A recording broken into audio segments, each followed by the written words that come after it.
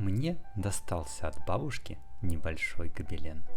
Вешать на стену мне его не захотелось, поэтому я его превратил в думочку. Покажу сейчас как. Вот такой гобелен был в начале. Я распорол весь подгиб по краю и взял ткань для задника думочки.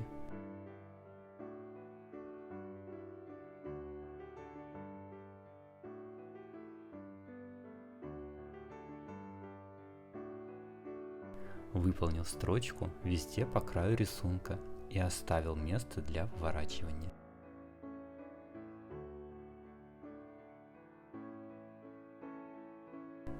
Подрезал лишнее.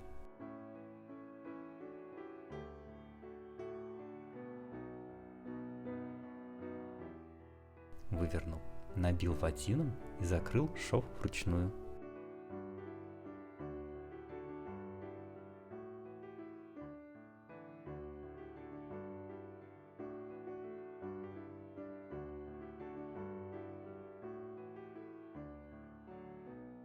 И думочка готова.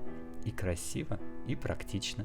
Надеюсь, вам понравилось. Спасибо. Пока-пока.